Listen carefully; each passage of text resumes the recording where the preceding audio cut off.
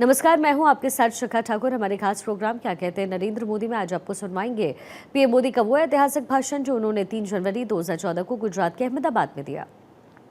मोदी जी ने अपने भाषण में कहा कि आज अगर हिंदुस्तान चाहे तो दुनिया में नर्सिंग स्टाफ एक्सपोर्ट करने की ताकत रखता है, पैरामेडिकल स्टाफ एक्सपोर्ट करने की ताकत रखता है और आने वाले दिनों में अगर हम इस पर फोकस करें तो हम भारत के हेल्थ सेक्टर को तो लाभ करेंगे ही, साथ ही दुनिया के भी काम आ सकते हैं। कभी मैं बच्चों से मिलता हूं तो मैं उनसे एक सवाल पूछता हूं कि बताओ भाई, तुम्हें दिन में पसीना कितनी बार आता है? You'll be surprised to know आज बहुत सारे बच्चे ऐसे हैं कि जिनके भाग्य में पसीना नहीं पड़ेगा। वो मेहनत है, न खुले मैदान में दौड़ना है, कूदना है, गिरना है, पटकना है, नहीं है। अब ये समाज जीवन की अवस्था होगी तो आगे क्या होगा? और मैं उसको पूछता हूँ, भाई तुम्हें दिन में 4 बार पसीना आता है क्या? अब तो बड़े शहरों में तो एडवर्टाइजमेंट आता है, air condition school, central air condition school. वहां तो पसीना कहां से आएगा पता नहीं। हेल्थ के लिए जो फिजिकल एक्टिविटी चाहिए तो एक बहुत बड़ा चिंता का विषय है। चाइना में स्पोर्ट्स के क्षेत्र में धीरे धीरे कमजोरी होने लगी। तो चाइना ने स्टडी किया तो क्या कारण है कि हम चाइना एक नई जनरेशन तैयार नहीं होती। तो बड़ा इंटरेस्टिंग कारण उनके ध्यान में आया कि टीवी पे जो कार्टून फिल्म्स होती हैं उसके कारण बच्चे स्कूल से आते ही उसके सामने बैठ जाते हैं, खेल के मैदान में जाते हैं। अब हम हिंदुस्तान में तो हम नहीं कर सकते, नहीं। चाइना ने नियम किया कि स्कूल से आने के बाद खेल के मैदान के टाइम पे कोई कार्टून फिल्म नहीं चलेगी। छोटी छोटी चीजें कि कैसे बदलाव आता है। अब मैं ये नहीं कर सकता, वरना 48 घंटे तक टीवी पे डिबेट चलेगा।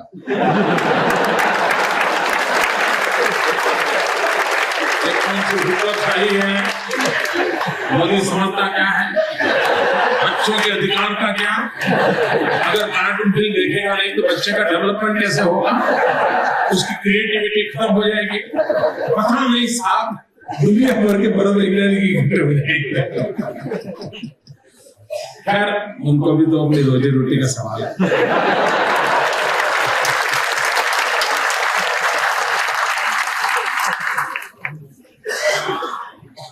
लेकिन मित्रों, एक जागरूक समाज के नाते हमारी आने वाली पीढ़ी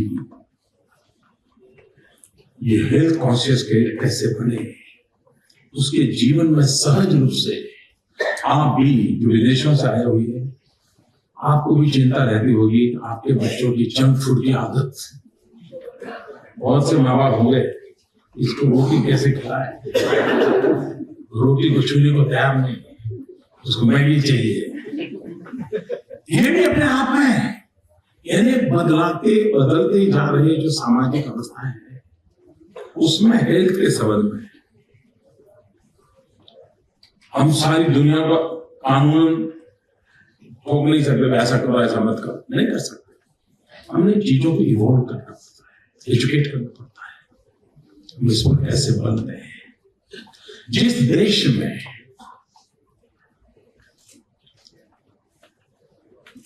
हेल्थ के सेक्टर में इतना हमारे पास समृद्धि है, लेकिन हम दुनिया में एक जितनी बड़ी मात्रा में इसका ब्रांडिंग करना चाहिए, मार्केटिंग करना चाहिए, हम नहीं कर पाए। और ज्यादातर हम वेस्टर्न मॉडल को फॉलो करने लगे।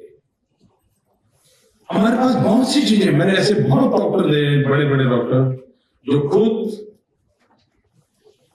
सर्जरी भी करते होंगे, 50 चीजें करते होंगे, लेकिन खुद के घर में होम्योपैथी के सिवा किसी को घुसने नहीं देते। उनको मालूम है, वो जानता है शास्त्र।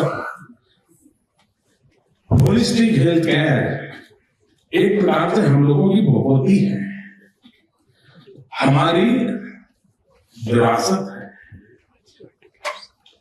हम इस पर कैसे बल गए? आज देखिए हर्बल मेडिसिन, मैं मानता हूं हर्बल मेडिसिन और हिमालय जैसी संपदा हमारे पास हो। रामायण में हम पढ़ते हैं कि लक्ष्मण जी बेहोश हो गए, हनुमान जी जाकर के जड़ी बूटी हिमालय से ले आए और लक्ष्मण जी होश में आ गए। वो हिमालय तो खड़ा है, लक्ष्मण जी हो या ना हो, हनुमान जी हो या ना, हिमालय तो खड़ा है। लेकिन हर्बल मेडिसिन के एक्सपोर्ट में आज चाइना दुनिया में नंबर 1 पर है, हम नहीं है।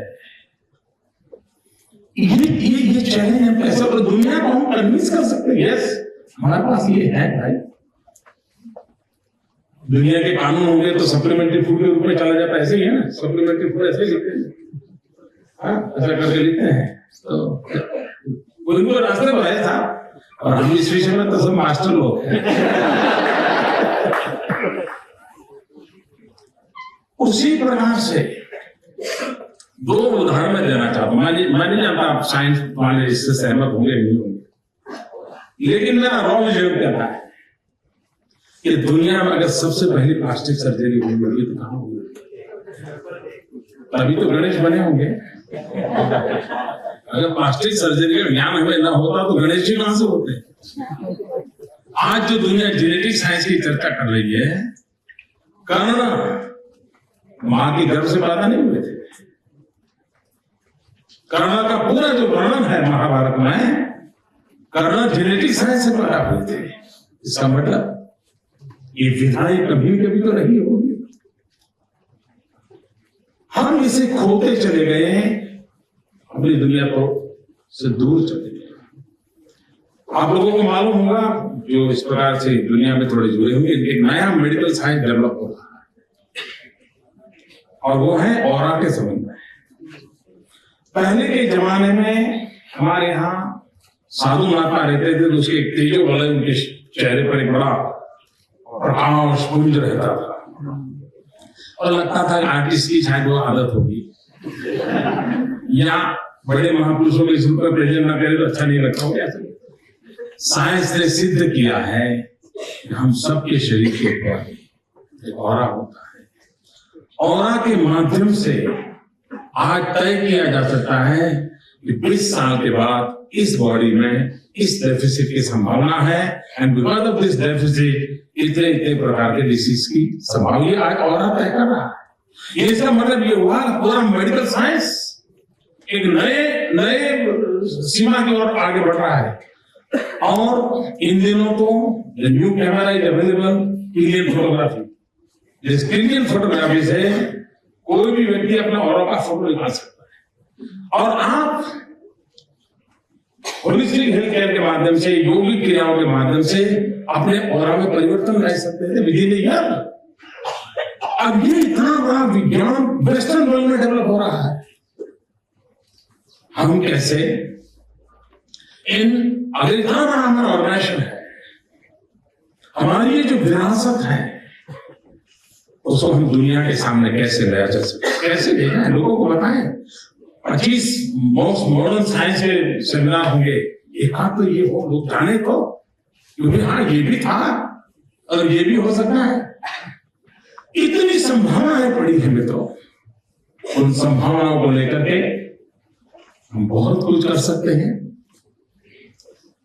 गुजरात ने हेल्थ सेक्टर में पब्लिक प्राइवेट पार्टनरशिप के मॉडल को बहुत भली भांति आगे बढ़ाया है।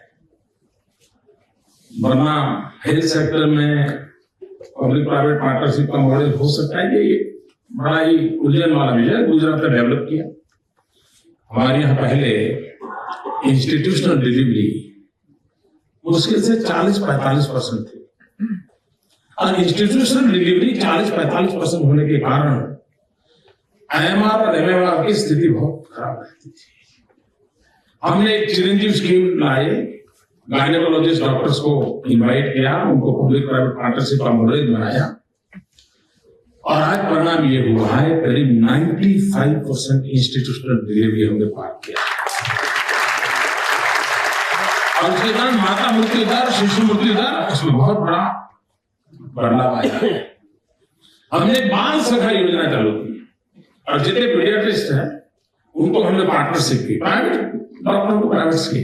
उनको कहा भाई बच्चा जन्म करता है, फर्स्ट वीक सबसे बड़ा डेंजर होता है, फिर फर्स्ट महीना डेंजर होता है, फिर फर्स्ट 3 महीने डेंजर होते हैं।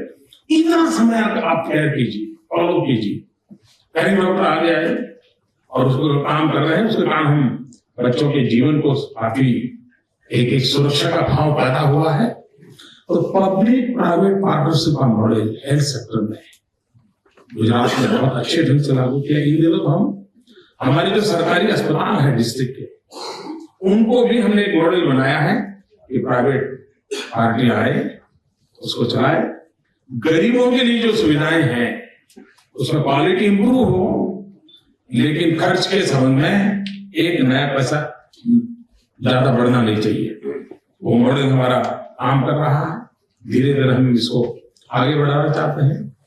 हेल्थ सेक्टर में सबसे बड़ी आवश्यकता हुई है वो ये है ह्यूमन रिसोर्स डेवलपमेंट। दुर्भाग्य से हमारे देश में जितनी आवश्यकता है उतनी मात्रा में डॉक्टर तैयार नहीं हो रहे हैं। सारी कॉलेज में सभी डॉक्टर 100% रिजल्ट के साथ आए तो भी डॉक्टर कम पड़ने वाले।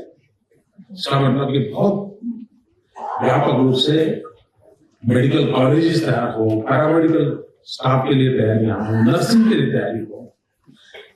हम लोग भाग्यवान है कि we are the youngest country in the world. हमें डेमोग्राफिक डिविडेंड मिला। 65% पॉपुलेशन इज बिलो 35। जिस देश के पास इतनी नौजवान पीढ़ी हो, लेकिन अगर हमारा मैनेजमेंट नहीं होगा तो डेमोग्राफिक डिविडेंड, डेमोग्राफिक डिजास्टर बन सकता है। हेल्थ सेक्टर के लिए हमें इतने, इवन नर्सिंग के लिए कितने, आज अगर हिंदुस्तान चाहे तो दुनिया में नर्सिंग स्टाफ एक्सपोर्ट करने की ताकत रख सकता है। पैरामेडिकल स्टाफ एक्सपोर्ट करने की ताकत दुनिया को जरूरत है। उनके पास इस प्रकार का मैन पावर अवेलेबल नहीं है।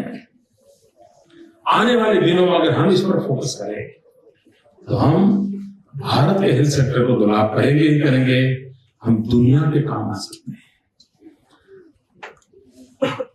आप लोग जानते हैं कि गुजरात फार्मास्यूटिकल इंडस्ट्री में काफी आगे है।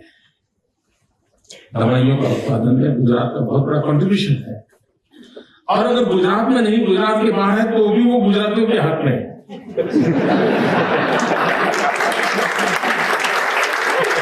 और उसका मूल कारण क्या? जो दीर्घदर्शी लोग होते हैं, विजनरी लोग होते हैं, उनका मूल्य तब समझ। आज से हिंदुस्तान में सबसे पहली फार्मास्यूटिकल कॉलेज अहमदाबाद में शुरू हुई 50 साल तक। उस समय के दीर्घदृष्टा लोगों ने एक कॉलेज को जन्म दिया। आज हम सारी दुनिया को बीमारी से बाहर लाने में सफल हो रहे हैं।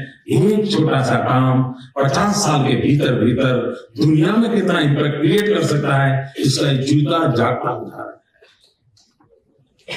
और इसलिए जो लीडरशिप है, leadership does not mean political leadership. समाज के हर क्षेत्र में लीडरशिप होती है। वो अगर विजन के साथ काम करते हैं तो कितना बड़ा बदलाव ला सकते हैं, इसका ये जीता जागता उदाहरण हम इसे कर सकते हैं। ये तो बहुत सारे क्षेत्र हैं। मैं एक विषय को लेकर के इन दिनों काफी लोगों से बात करता रहता हूं। आज भी हिंदुस्तान में ये बात सही है कि हेल्थ सेक्टर में जितनी ताकत डॉक्टर की है उससे ज्यादा ताकत टेक्नोलॉजी की है। लेकिन दुर्भाग्य है कि हमारे यहाँ टेक्नोलॉजी हम इक्विपमेंट्स इंपोर्ट करते हैं।